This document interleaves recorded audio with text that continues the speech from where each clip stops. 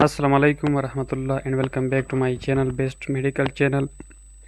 दूसरे पहले वीडियो में हमने एक्यूट कैलकुलस कोलीसिस्टाइटिस के बारे में पढ़ा था। उसमें हमने पढ़ा था कि जब हमारे पास गाल स्टोन की वजह से गाल ब्लैडर का इन्फ्लेमेशन हो जाए और वो हमारे पास एक्यूट कंडीशन हो तो उसको हम एक्यूट कैलकुलस कोलीसिस्टाइटिस कहते हैं। उसके जितने भी साइन एंड सिम्टम थे, उसकी मॉर्फोलॉजी, उसके डायग्नोसिस, उसके सब कुछ हमने पढ़ा था। आज हम एक्यूट ए कैलकुलस कोलीसिस्टाइटिस के बारे में पढ़ेंगे। ये भी एक्यूट कोलीसिस्टाइटिस का एक टाइप है जिसमें हमारे पास गाल ब्लैडर की इन्फ्लेमेशन होती है, लेकिन इसमें हमारे पास कोई गाल स्टोन इन्वॉल्व नहीं होता।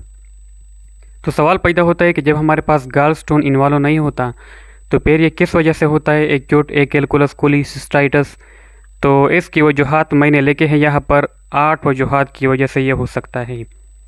लेकिन आसान बात यह है कि जितने भी सीरियस इलनेसेस है, यानी ऐसी बीमारियाँ जो कि सीरियस कंडीशंस होते हैं हमारे पास, तो मोस्टली उन कंडीशन में एक्यूट ए कैलकुलस कोलीसिस्टाइटिस होता है। उनमें जो सबसे पहले हमारे पास है वो है मेजर सर्जरी, यानी है जब हम कोई बड़ी सर्जरी करते हैं, मिसाल के तौर पर इंटेस्टाइन में या ब्रेन में या किसी भी बॉडी के पार्ट में कोई मेजर सर्जरी करते हैं, तो उस दौरान भी हमारे पास एक्यूट ए कैलकुलस कोलीसिस्टाइटिस होता है। यानी कोई गाल स्टोन नहीं होता लेकिन फिर भी हमारे पास गाल ब्लैडर का इन्फ्लेमेशन होता है। इसके अलावा हमारे पास सेप्सिस में, जो कि एक डिसिमिनेटेड बैक्टीरियल, जब हमारे पास बैक्टीरिया डिसिमिनेट हो जाते हैं ब्लड में थ्रू आउट द बॉडी और इन्फेक्शन काज करते हैं तो उसको सेप्सिस कहते हैं। तो सेप्सिस के दौरान भी हमारे पास कोलीसिस्टाइटिस होता है। इसके अलावा हमारे पास सीवियर ट्रामा, जब हमारे पास कोई ट्रामा हो जाए, मिसाल के तौर पर motor vehicle accident, road traffic accident, जितने भी ट्रामा वगैरह है, अगर उस हमारे पास हो जाए तो ट्रामा में भी हमारे पास एक्यूट ए कैलकुलस कोलीसिस्टाइटिस होता है। इसके अलावा जो दूसरा सीरियस कंडीशन है जिसमें हमारे पास स्ट्रेस वगैरह इन्वॉल्व है, उसमें वो है सीवियर बर्न्स, यानी जब हमारे पास बर्न्स होते हैं तो उसमें भी एक्यूट ए कैलकुलस कोलीसिस्टाइटिस होता है।